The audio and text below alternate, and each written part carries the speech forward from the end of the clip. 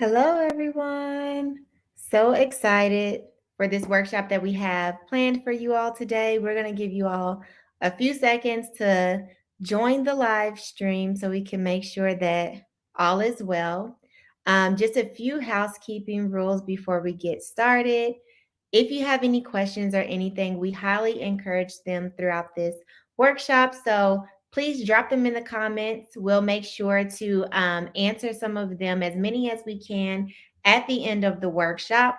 Say hi to us. Let us know where you are, what you're doing right now, what platform you're watching us from in the comments, but we'll make sure to get to those questions at the end so that you all are taking exactly what you need from this workshop.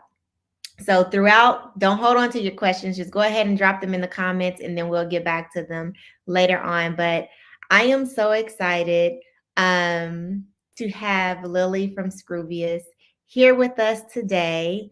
Um, she has an amazing presentation and workshop for you all today. And I don't want to take her shine. So I'm going to let her jump right into it so that we are maximizing our time here, but also respecting your time in the process. So Lily, if you want to go ahead and let us know, you can let it start out by letting us know what Scroobious is, and then we can get right into the content. Yeah. So it's actually in the content. So I'm going to share my screen, but thank you so much, Kiana. You could never steal my shine. I'm going to exit you all and let Lily have it. Yeah, so I'm going to share my screen. Can you guys all see that? Or Kiana, if you want to let me know. I can't see anything. Oh, yeah. Okay. Sorry about that, guys. Never used StreamYard before, but hi. So as Kiana mentioned, I'm Lily. I'm so happy you're all here. And please, if you have questions, drop them in the chat when you have them. I will gladly answer any and all at the end. So yes, this is preparing the pitch. As I said, my name's Lily. I'm based in Boston. I'm actually currently living in Texas, in Austin short term for my fiance's clinical rotation. He was placed here. So enjoying the warm weather for a bit, but normally I'm based in Boston, and I've been in the Boston tech ecosystem for some time now, and got my MBA from Babson College up there in entrepreneurship. And every single startup I've worked with and at in the Boston tech ecosystem has been founder centric. And what I mean by that is I like to work at startups that help other startups.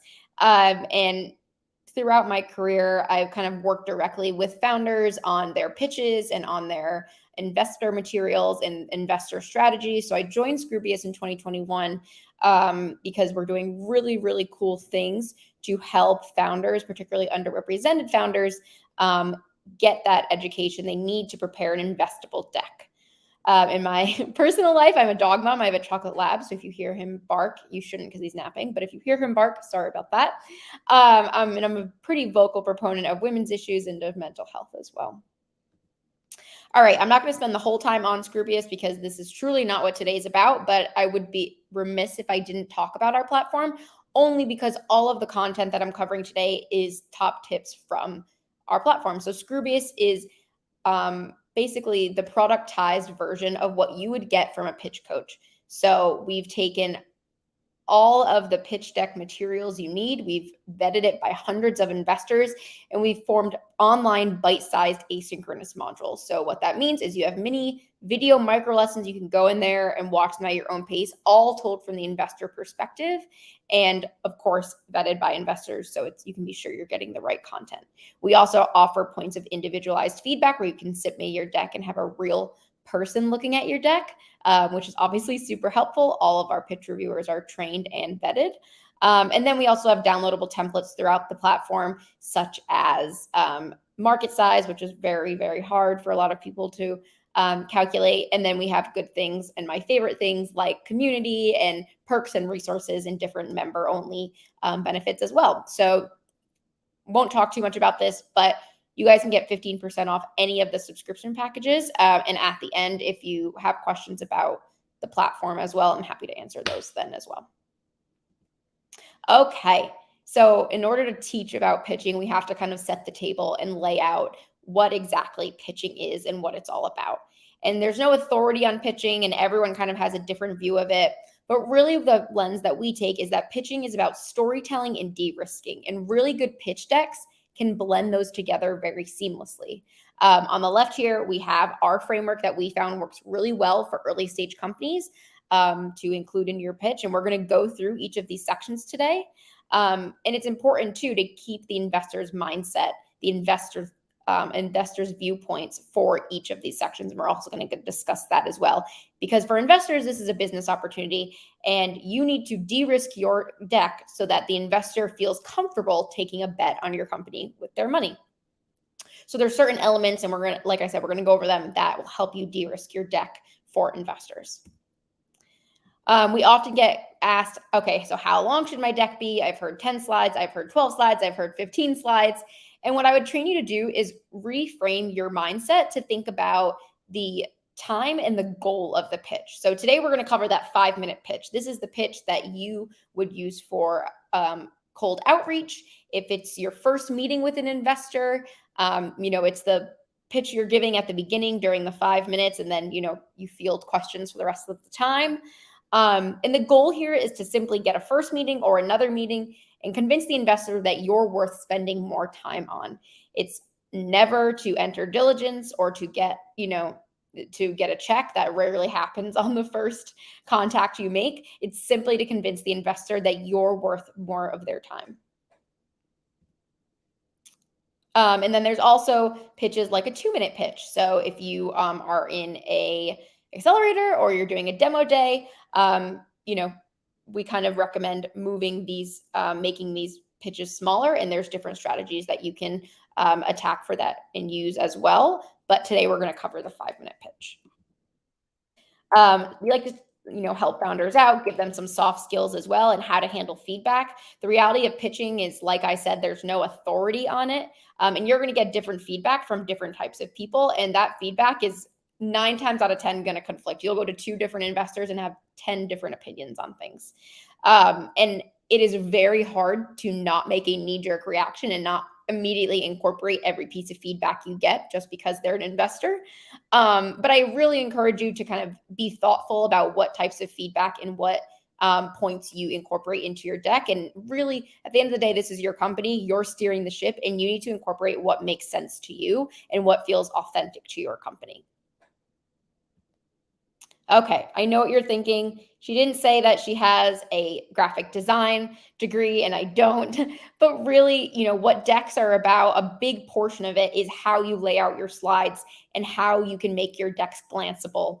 Investors, on average, if they're handed a deck coldly, will spend 3 minutes deciding whether or not they want to spend more time. And there's different strategies you can use to set up your slides in a way that no matter how you're pitching, what environment you're pitching in, or how an investor receives your deck, it's glanceable, and they're going to get, the main point of your story and your company's story across. The first thing is actually rooted in human psychology and has to do with the environment you're pitching in. So it's important to know that we as humans cannot read and listen to content simultaneously and, fully understand both sets. Scenario here is we've all been in that situation where we've been reading a book and someone's coming to us and talking and trying to tell us a story, and we either have to put down our book or tell them to be quiet and go away, because you just can't do both. Investors are humans too. And they, it works the same way. They can't read and listen simultaneously. And why this is important too and translates to pitching is because we're in a hybrid world. You're going to be pitching in different environments. And it's important to know how people digest information and how you can set up your slides so that no matter what environment you're in, that it'll work for that. So if you're pitching in person, it's important to know that people will listen to your talk track first and then read what's on your slides second. Humans have a natural ability they're compelled to meet someone else's gaze. So if you're in person, you're going to want to meet someone's gaze, and likewise, someone's going to want to meet your gaze if you're talking. So they're going to listen to what you have to say first, and then they're going to read your slides. Conversely, if we're online like we are now, people are going to be compelled to read your slides first and then listen to your talk tracks. A habit I got into very early on while working at Scroobious, and I highly recommend you do too if you are pitching online, looking directly into your camera. I can't see myself right now, but a lot of studies show that you guys can actually feel my gaze as if we are in person. The only difference is, I can't see you back. So you're reading what's on my screen first and digesting that, and then you're listening to me. So it's important to kind of be aware of these two types of environments and how people digest information. And then I'm going to give you tips now so you can adjust your deck accordingly. The first example, and all of our examples today, except for one, are actually from real companies we've worked with, which is really cool. Use simple language. Don't make it hard for anyone to understand what you're saying. So on the left, we have a comprehensive platform for customer engagement that will revolutionize social media for a unique group. Very, very wordy. I don't know exactly what they do, and it's not clear to me who they do it for. On the right, the best way for writers to share their social media posts. Much more clear. I know who the target audience is, and there's a lot less time that it takes me to read through that statement.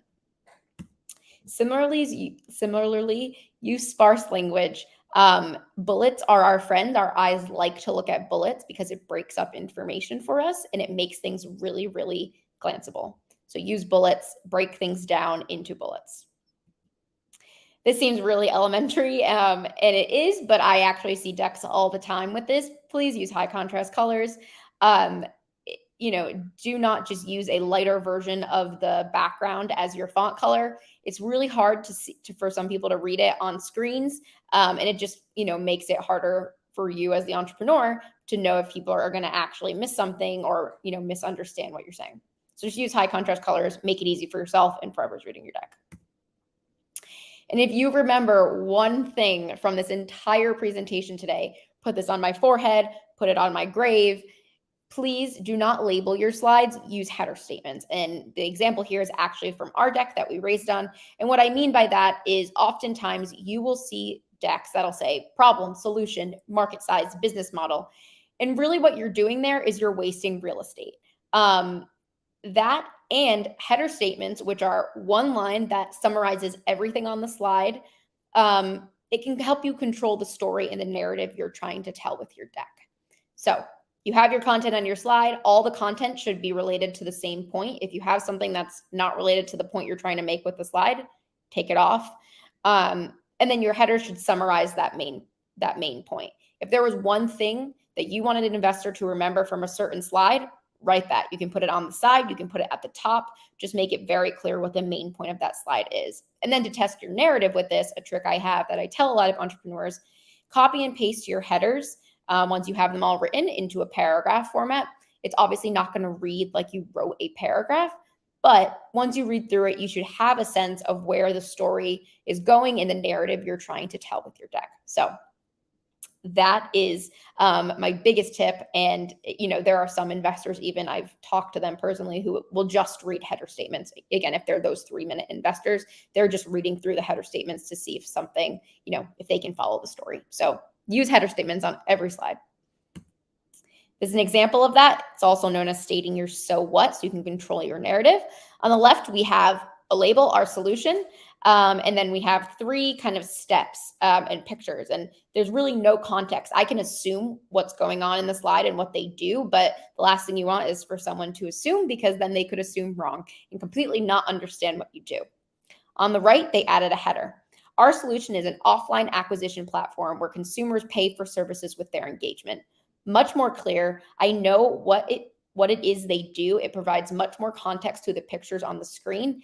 And the funny thing about this is that for this entrepreneur, that line was actually in his talk track. And so we said, you can keep it in your talk track, but also just put it on the slide. So no matter how you're pitching, whether they're listening to you first or reading your slide first, they're going to understand what's going on in the slide.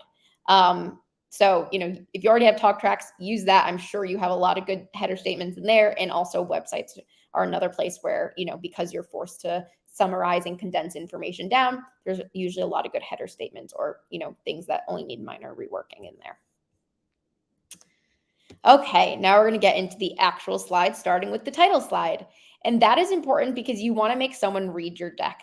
Oftentimes it is what's hanging up at the beginning of a meeting or of a session. If you're sending your deck to someone by email, it's what shows up as the thumbnail. So make someone want to read your deck, right? Put product screenshots if you're going to put pictures. Put your logo, put your contact information, who's presenting, throw in some copyright, info there. That's always just kind of good measure. And then include a short description. And this is one line that clearly and accurately talks about your product. This is not marketing language. This is not something snazzy, something that just clearly states what you do plus who you do it for. That's the equation I like to give founders.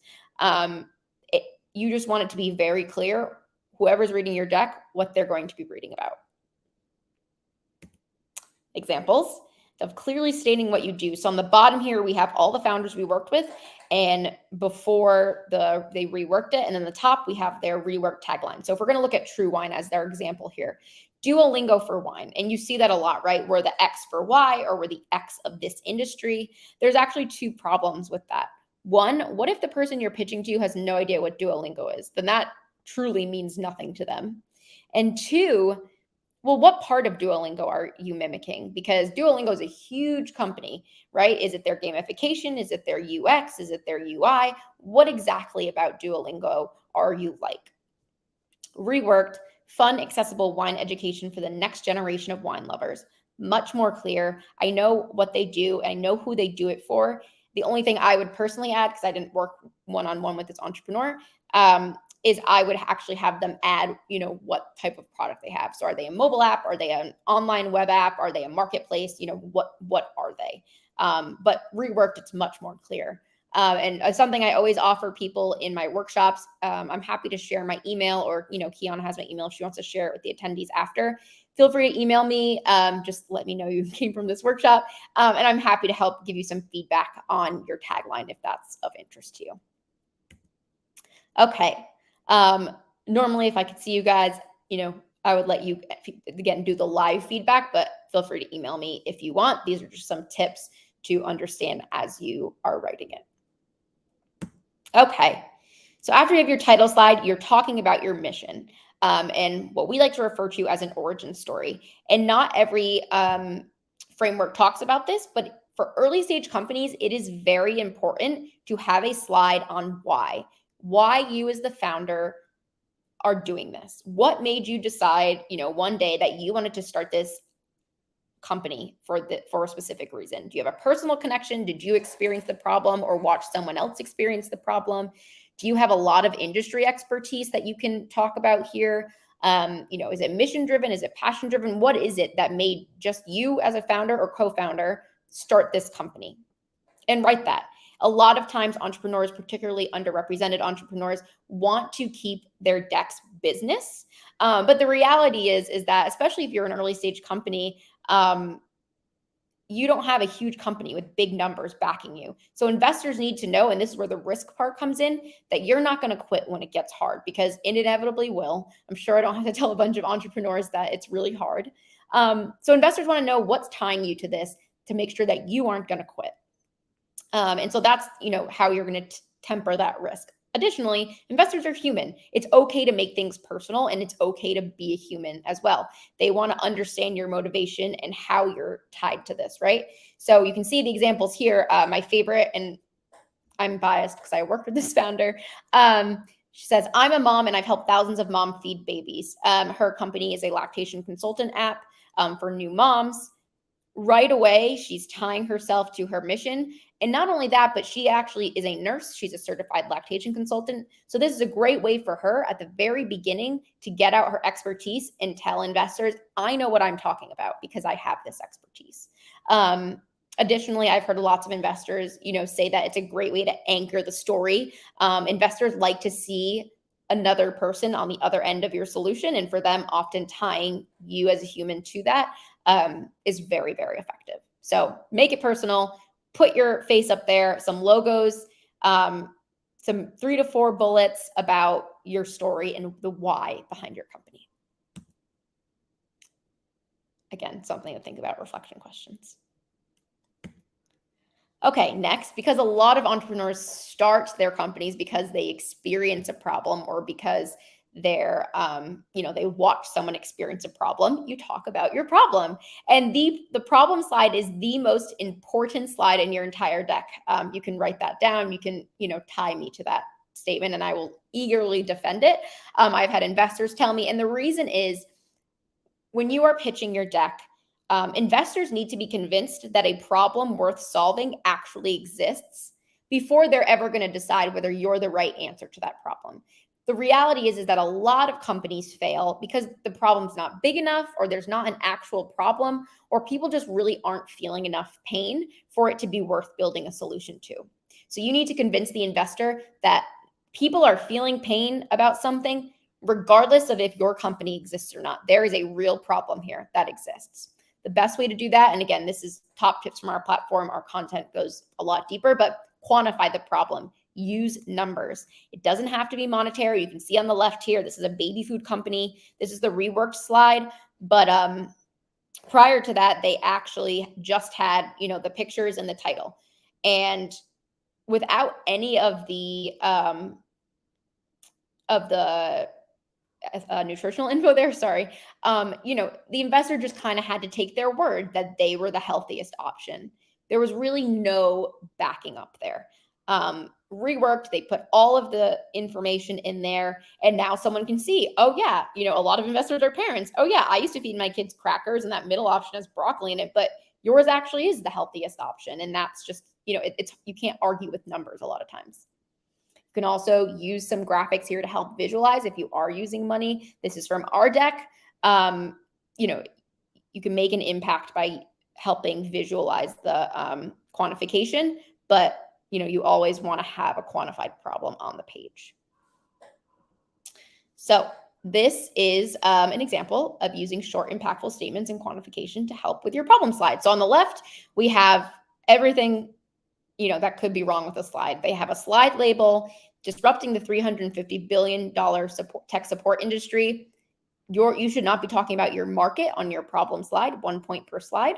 2 unquantified bullets, a quote from someone, and then really what my eyes are drawn to is this huge graphic that tells me nothing, conveys no information. Reworked, they still kept the header they still kept the label because you can't get everything you want, but they did include a header, life is online and older adults are left behind. Then they found some quantification. 75% of users 65 plus do not feel confident on their devices. That leads to modern tech is designed without the input of older adult needs.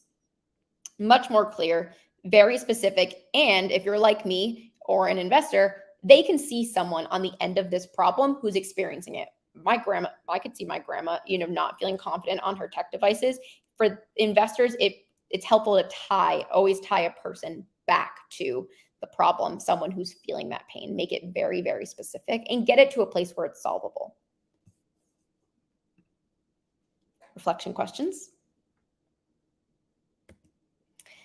Then we're going to talk about our solution, because you just talked about this problem that exists and how painful it is. And now you're going to talk about why you are the best company for this and how you directly solve all those problems you just identified. This is one of our bigger sections as well. We have a lot of tips, but these are our top ones. So keep it simple and explain. If you're going to use acronyms, that's great. Please spell it out the first time and then put it in quotations. Acronyms mean a lot of different things to a lot of different people. CRO, I would think conversion rate optimization or chief revenue officer, but Allison Byers, who founded this company, previously exited a medical device company, and apparently everyone knows that a CRO is a contract research organization. Apparently.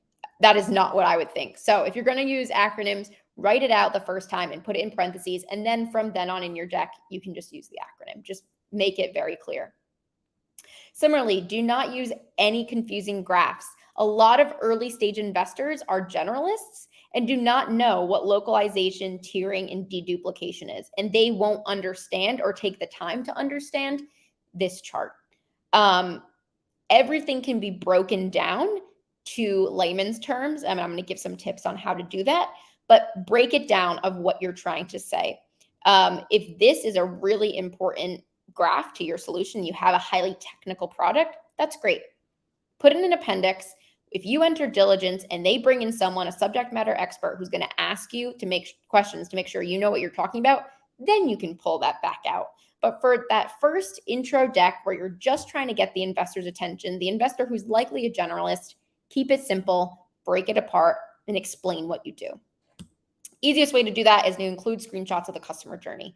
If you are pre-product or early, only have an MVP, totally fine. There are plenty of wireframe and mock-up tools on the internet. These were both pre-product that can help you break down. Put yourself in the shoes of a customer and walk the investor how someone would use your product.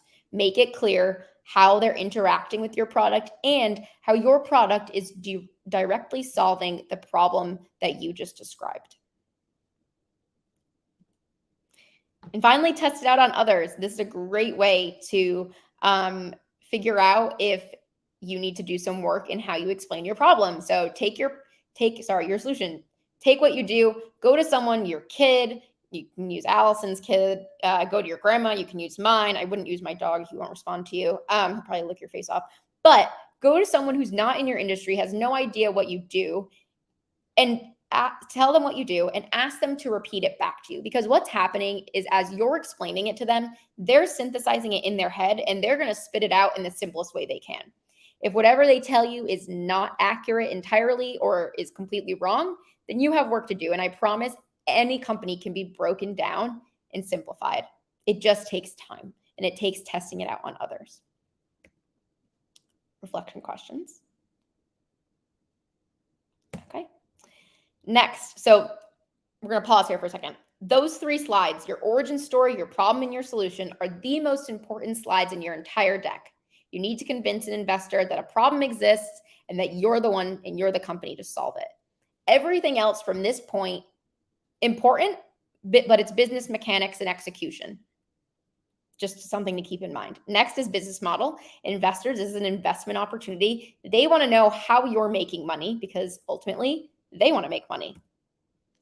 Who is paying you and what are you charging them? If you have multiple business models, that's okay. Just make it very clear what you charge consumers and what you charge enterprise companies, and separate those out. Similarly, if you're early stage, and this is from our deck that we raised on this past fall, if you are early on in monetization but have plenty other options in the future, talk about it. Investors know that you're early on and they're going to understand that things might change.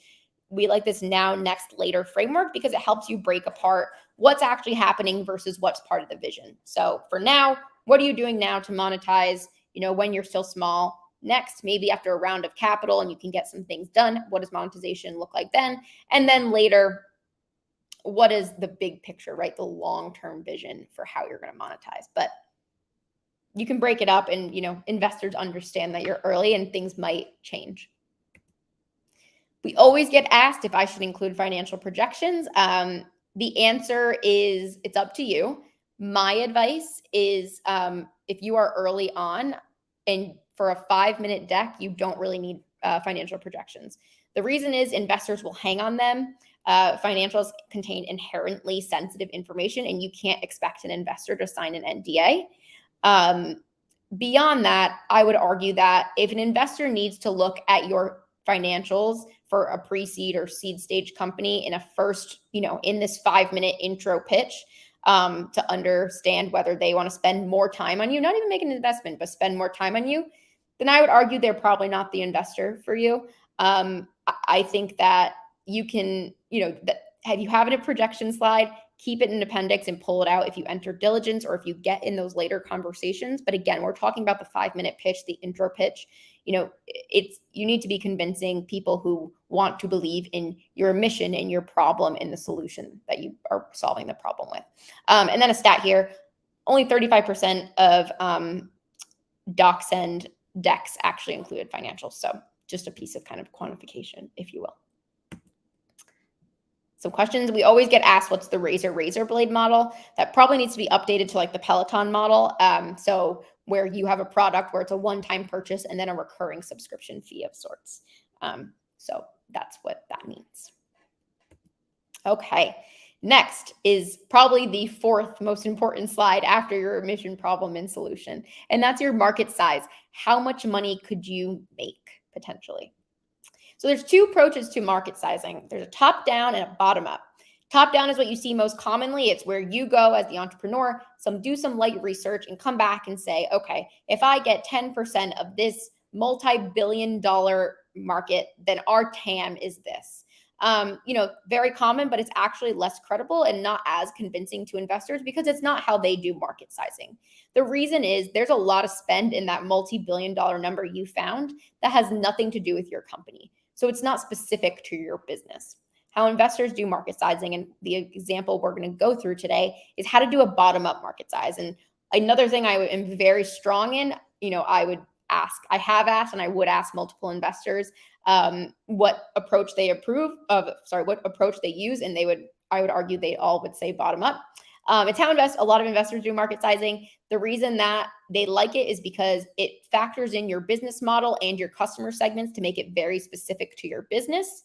Your TAM may not be as big as it would be with a top down, but it's more specific and it's more credible. So those things are really important when we're talking about how much money you could potentially make. I'm going to go over some market size terminology. I'm sure many of you have heard of TAM, SAM, and SOM. TAM is your total addressable market. So if everyone who could buy your product did buy your product, what would that look like? How much money, this is forward looking, how much money could you potentially make if you had 100% market share? The quick math, and we're going to go in depth, is the number of potential customers times the average revenue you would get a year from one of those customers. And that's how you get your TAM. Your next is your SAM, and that is your serviceable addressable market. So not everyone who can buy your product realistically will. Traditionally, you just take a haircut off your TAM, and that's how you get your SAM. And next is your SOM, your serviceable attainable market. This is the market that you are planning on going after in the next 12 to 18 months, because that's how long generally a raise lasts. So it's the realistic percent of customers that you can convert in that time, or who will actually buy your offering in that time. It can be another haircut of your SAM, but also what I've seen is very valid is if you are going to a certain demographic or customer segment within that next 12 to 8 months and focusing there, if you're focusing on a certain region, that can also be a SOM, or it can just be another haircut. Some rules of thumb for your market sizing. Your TAM, if you are pitching to a venture fund, your TAM needs to be at least 1 billion. And that is because that's the least amount, that's the lowest TAM that they can have where it would make sense for them financially to make a return on the entire fund. Because when a venture firm, is trying to make a return, it's not just the one investor you talk to. They have to make a return for the entire fund's money. Another thing is your SOM. Your SOM should not be over 1 billion. It is unrealistic for any one company to go after and try to capture a big majority of $1 billion plus market in the next 12 to 18 months. So those are just some rules of thumb here. Okay, this is the one example that's actually not from a company we worked with, but this is the back end of how you would calculate your bottom-up market size. And our platform has a huge calculator on this, but you can do it in an Excel spreadsheet if you need to. What you're going to do, your first column, you're going to write out all your customer segments. You can have as many as you want as long as they are mutually exclusive. There can be no situation and no example where one customer would fit into multiple segments. They have to be mutually exclusive. This is a B2B SaaS US company. Then you're going to do some light research. You are going to go online and look up how many customers exist in that segment. It does not have to be exact. It just has to be credible and from a credible source. So for here, they found 40,000 large companies in the US on however they define large companies, 80,000 medium companies, and 200,000 small companies. Then you're going to fill out in the next column the average revenue you would get per year from one of those customers. So for a large company, they're charging that company $20,000 per year. Medium companies, $12,000 a year, and small companies, $8,000 a year. Then you're going to do some basic math. You're going to multiply 40,000 times 20,000 for an 800 million TAM on just that customer segment. You're going to do it for the rest of your segments. You're going to get 960 million for the medium segment in this example, and 1.6 billion for the small company segment in this example. Then you're going to add up the TAMs you got from each of these segments. So you're going to add up the 800 million plus the 960 million plus the 1.6 billion for a total TAM of 3.4 billion, which you're going to put in your circle on your TAM. Then you're going to do your your SAM. So you're going to take a percentage or a haircut off of your TAM. However you get those numbers, that's for you to decide. Once you do your research and you know it. You can see here, in this example, they decide, okay, we're more likely to convert large companies, and medium companies. Small companies really aren't going to buy as much of what we're selling. And so they got that. It can be, if they wanted to do all 90%, they could, but they just chose these, based on the market that they know. You're going to do the same thing, and you're going to get those numbers, add them up, and put them in the SAM section of your circles. Then if you are doing a haircut on your SAM for your SOM, same practice. They decided, okay, primarily large companies are going to, in the next 12 to 18 months, we're going to be going after those, and they're more likely to convert. So we'll do 15% there, 8%, and then 4%. Add them up, 225 million for their SOM. And that's kind of how they got those three numbers to put in the circles here. Don't put this, chart on your market sizing slide, but it is something that's really helpful to have in an appendix. It's a good way for if an investor asks where you got a number, and you should have some, a brief description of how you got each thing. But if they kind of go in depth and want to know more, this is a good thing to pull out. So not in your core deck, but in an appendix probably works. Good sources for sizing data. We all know of the government sites and industry associations, but a lot of there's a lot beyond that as well. My favorite is industry incumbents. So pick a company in your field, preferably a public one, because public companies are required to post their investor news letters and investor reports on their websites. Go on their website, find their investor calls or presentations, and read the data in there. The reality is that a lot of public companies pay market research firms thousands of dollars to do this really, really good research. So use that number, use the information you find in there to help you with your market sizing data, and any data really, but your market sizing data, obviously. Okay. Reflection questions. All right. Now you just talked about the landscape at large and what that looks like. Now you're going to talk about how you fit into that landscape, your competition slide. You're going to use a table to make it specific. There are two ways. Often, I'm sure a lot of you have seen the 2x2 matrix where you're somewhere up and to the right. The problem with that is a couple things. So some investors still like it. And if an investor likes it, then of course, put it in there. However, a lot of investors are kind of numb to it at this point for a few reasons. One, it assumes that they agree with whatever you put as the differentiators on your axes. And two, it also assumes that they agree with where you place your competitors, right? So why are you up and to the right, but why is Microsoft down and to the left? They might not agree with that. It's not as specific. If you use a table, which is what a lot of investors prefer, it makes it much more specific. And again, it's challenging you to get into the shoes of your customer. You put yourself in the shoes of your customer. You go through the customer benefits. Why would someone choose to buy your product among your customers? Then you put yourself in the first column and you get all checks because you're the best. Then your 4 to 5 competitors in the remaining columns, and you put checks and X's where appropriate. If a competitor only has a part of one of the benefits, you can use a fractional check. But by and large, checks and X's. A few things here. It is a big red flag to investors if you say that you have no competition. That signals to investors that you probably don't know your landscape well enough if you think that you don't have investors, because they see decks all the time. So they know you might not know about the 2-person team from Kalamazoo, Washington, who's working on the same exact thing you are. So it's okay to have customers, and competitors. It's great to have customers. And competitors actually show and validate that there is a problem that exists and that people are willing to pay for it. Your job here is to show how you stand out among your competitors. So that's what you're going to do here. Another tip, when you do your customer benefits, be as specific as you can. So the example I like to give, again, quantification comes in helpful here. Fast onboarding is pretty subjective of what fast means.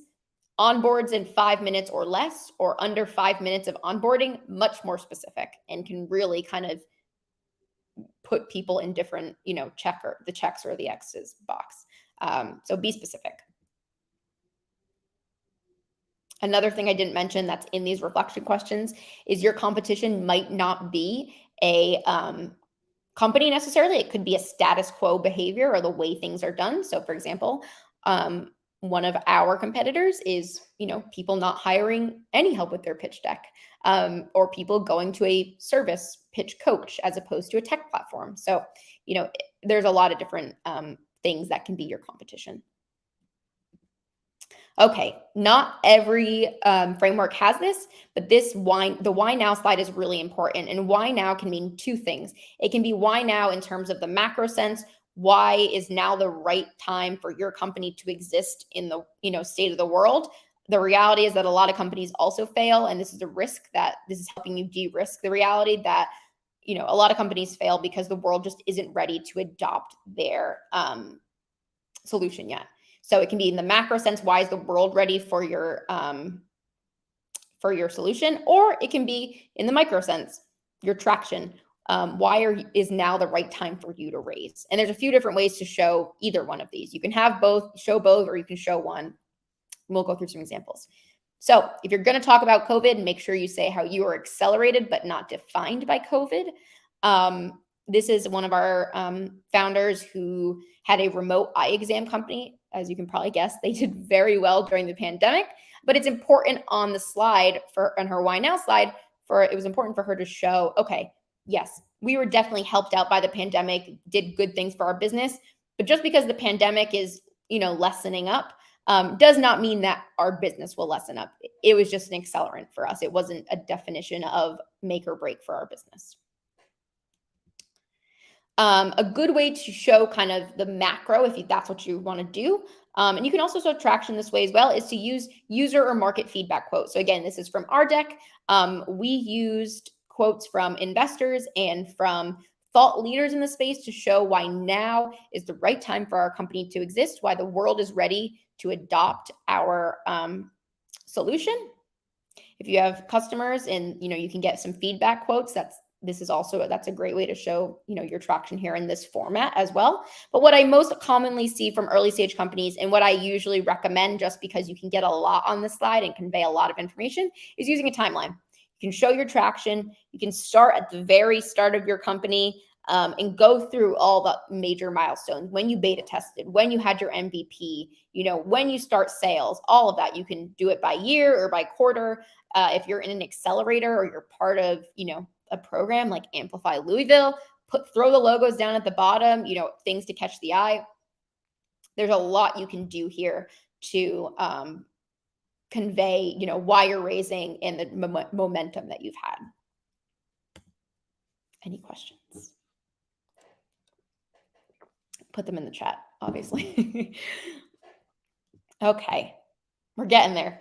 These last slides we fly through. Next is your go-to-market. So how are you acquiring your customers? This is where the strategy comes in, right? You need to convince the investor that you know where your customers are and how you're going to get them. Customer acquisition strategies, they're looking for specificity here. Again, we use the now, next, later layout here as we encourage it, but it's not required because it helps you show and convey to the investor that you've thought about this among the different stages of your company. So what are you doing now when you're early and you have no money and you need to be scrappy and quick, cheap methods to just get customers in the door? What are you doing, right? Do not just put very broad categories like social media. What about social media? Are you doing paid ads? Are you doing influencer marketing? Are you just posting content on there? What about social media? What about it is helping you acquire your customers? Next, when you raise a round of capital, what does that look like now? Don't just put things like sales. Well, are you hiring sales reps? Because that's going to impact the money that you're going to use for your next round. You have to think about the different strategies you're having. So when you raise a round of capital, your next, what does that look like? And then later, when you're a big company and you've made it, but you want to keep going and make it even more, what do those big acquisition methods look like? So these are very, very,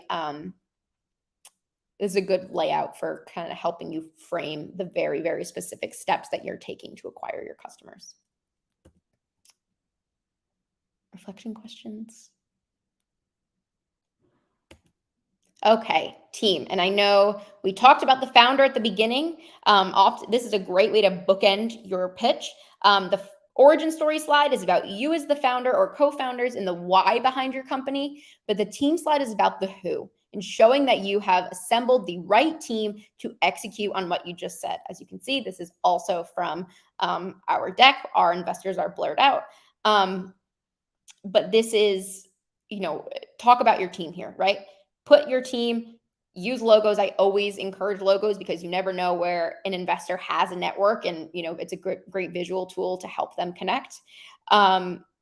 Put your advisors and any investors, if you're going to put advisors, put the areas that they're advising you in, because it shows that you've thought about filling the skill gaps that your team lacks to help you execute in these early stages, when you are kind of young and scrappy.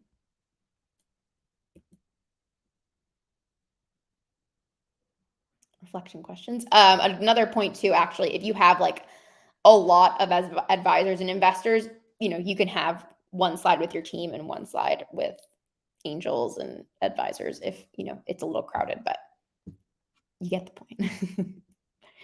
Okay, optional content. So those were the core slides that we just went through.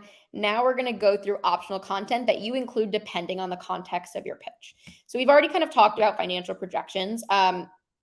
Again, in your initial deck, I would argue against putting them. But if you are going to include them, make sure you know your numbers inside and out. Don't just manufacture a hockey stick for the sake of having one. Your projections need to be reasonable, and investors will poke holes in them. So understand what the assumptions behind each numbers are, what scenarios need to happen in order to reach a certain number. If you don't reach that number, what does it look like for an alternate scenario? Know everything inside and out and how you can achieve that growth, and kind of cater the numbers towards that. The ask, this is something we get all the time. We do not include the ask in our core framework because the SEC is very serious about general solicitation rules. I'm sure you've all seen it. People will throw their pitch decks and how much they're raising and all of that with their ask slide on Twitter, on any forum. The reason that we argue against that and kind of tell you to not do that is because it's illegal. And the SEC doesn't like that, and you can get yourself into a lot of trouble. If you take money from someone who is not a known accredited investor or a fund, you might have to pay that money back and you could get in some serious trouble. Additionally, if you were raising from venture and they find out that you had this issue where you took money from someone or solicited to someone who wasn't accredited, that might turn them off from you because they have a fiduciary duty and they don't want to mess with the SEC either. So only include your ask slide if you are pitching to a known accredited investor or an angel. Known accredited investor or a fund. And then obviously if you're on, one of the crowdfunding sites, Net Capital, WeFund or whatever, they have they're under different guidelines where you are allowed to include that as well. But in general, only include it if you're pitching to a known accredited investor. If you are going to include it though, put how much you're raising, put the terms, how you're going to use the funds, where, how it's going to be broken out proportionally. And then what milestones is this raise going to help you achieve with your company? What are you going to do with this money? So that's kind of how you kind of attack the ask slide. Should you talk about an exit strategy? So it depends. That's not a great answer, but it's my honest one. I would say that if you are a very early stage company, you likely don't need one, especially in this early deck. The reality is that you're just early. It's more about execution at this point than about, the exit. However, if you are in an industry where it is common to, biotech is one of them. 90% of biotech companies get acquired by a larger biotech company. And whatever your exit strategy is and what acquisition method you take informs your early strategy. Then it makes sense to include an exit strategy slide. But, by and large, you don't need an exit strategy slide if you're an early company in your, intro deck, your 5-minute deck. So that's what my advice there would be. And then your thank you slide, always have, this is not optional, always have a thank you slide, and always include your contact info, and always ask for stuff. Write out your socials, write out and hyperlink everything. So you never know how someone's viewing your deck, and ask them to follow you, ask them to join your newsletter, ask them, to schedule a chat. You can put your Calendly link up there. Ask for things. If you are doing that 2-minute pitch, that demo day pitch, I always say, ask for any contacts you might need, any introductions to certain industries. This really, depending on the context, of course, is a great slide to ask for things, and kind of, again, just like the title slide, it's what hangs up at the end, and it's what I'm going to hang up here. So I'm going to stop sharing now, and I will let Kiana come back in with any questions we might have gotten. And also feel free to add me on LinkedIn too. I love when people add me on LinkedIn.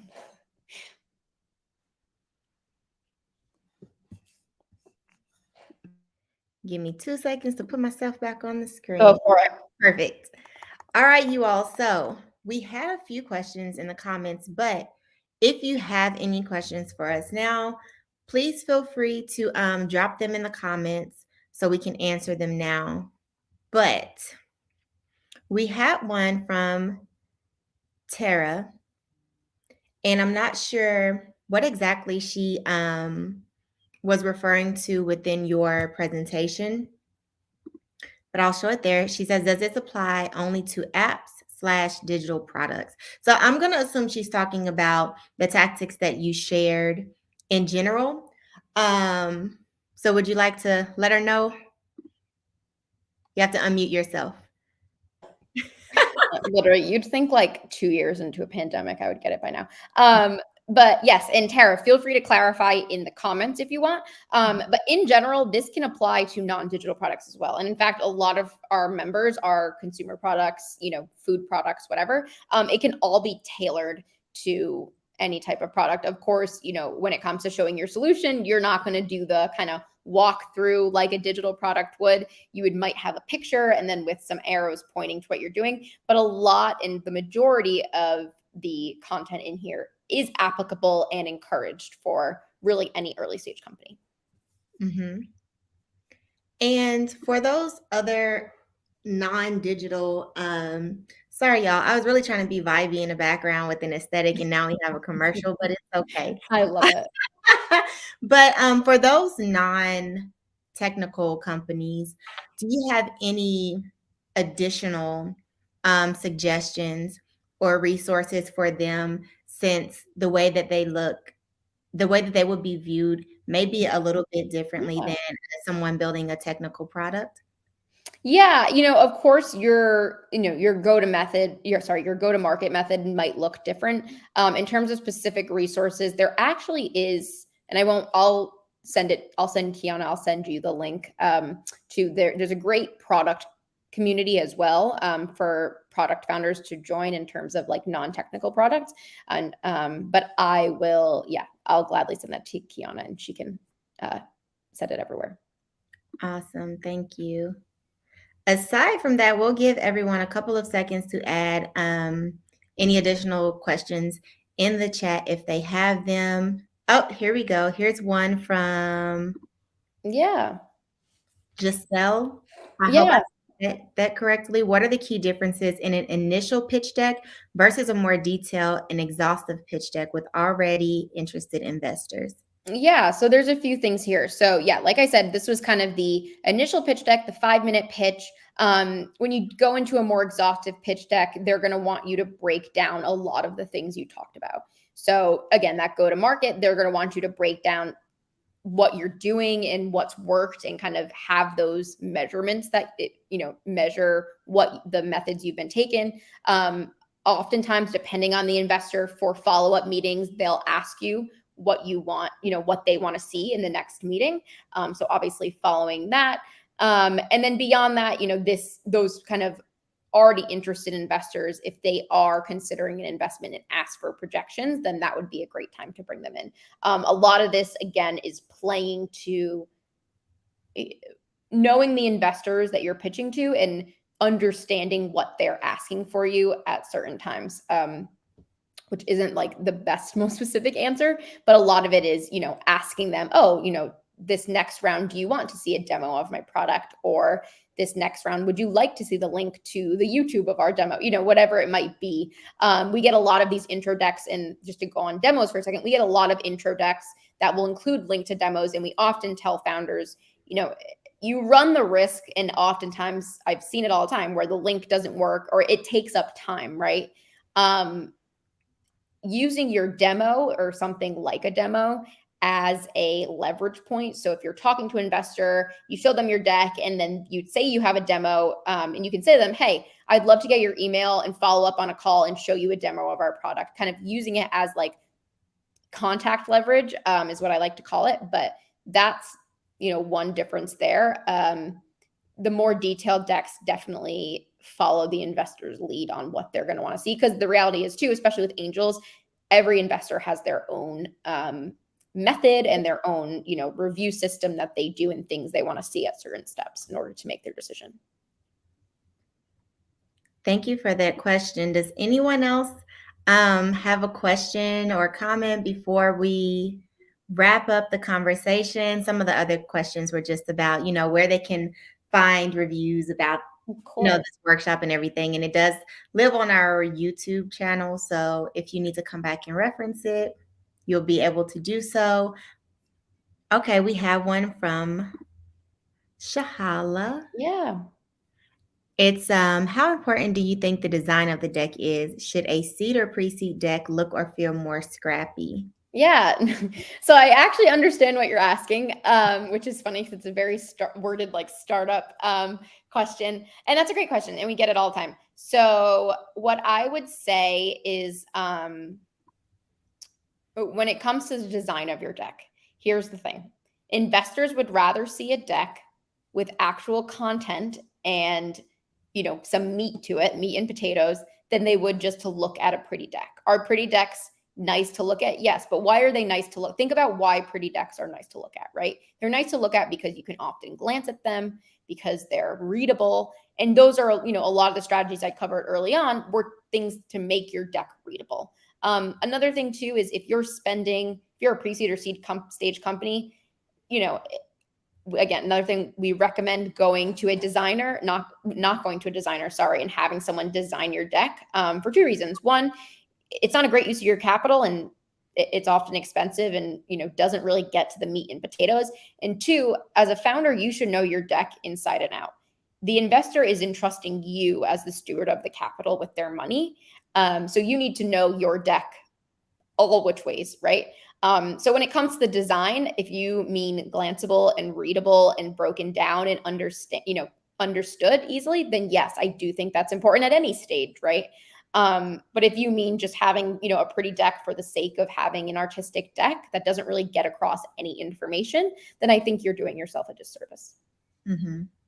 So ultimately, don't spend a lot of money on it, but you do want your deck to be neat and clean and easy to follow. Yes. And I've heard an investor say this once. Investors like to be spoon-fed information, like be very clear about what you're trying to get across, and do that with different methods such as bulleting and, different, chart, like walking them through, not charts, walking them through using screenshots, just different things to spoon feed them the information. And there's a lot of free tools out there, right? Like Canva has really good free presentation templates. Beautiful.ai is a great resource to kind of look at ways to set up your information. Slidesgo.com. There's a lot of free things out there that can help you get, a nice deck without having to spend money on it. But really, it's really important to focus on the content now. Okay. We have another question and thank you for that question. We have another question from Giselle. I really hope I'm saying you all's names correctly. Apologize if not. Thank you for answering. Do you recommend providing investors with a 2-pager document prior to the presentation? Yeah. So this is a great question. And I obviously, like, going off of your last question, I would need more content. And again, Giselle, if you want to connect with me on LinkedIn or something, I would need more context on what the past relations in terms of just like your meetings with this investor, what it was like, and what the plan for this next meeting is, because it varies, it just varies so differently. So yeah, that's what I would say there. I know it's not as helpful, but it is it's such a specific kind of question. Mm-hmm. Awesome. Thank you so much, you all. Does anyone else have questions before we leave? If you notice at the bottom of the screen, I did put Lily's contact information. Yes, so if you want to connect with her directly via email, then that is where you do so. And I'll leave that scrolling for a few more seconds as we close out, because it doesn't look like there's any more questions. If so, throw them in the comments and I'll grab it if need be. But also, please make sure that if you want to learn more about all that Scroobious has to offer you as a founder, when it comes to preparing for fundraising, then connect and follow them on LinkedIn as well, at Scroobious, the LinkedIn page. And as soon as I stop this scroll, I'll put that one up as well. Thank you so much. This was so informative for founders of all stages, to be honest, regardless of where you're at. This was very helpful. Definitely a great, we got the meat, the potatoes, and the steak. Yeah. Which was nice. And you always want steak.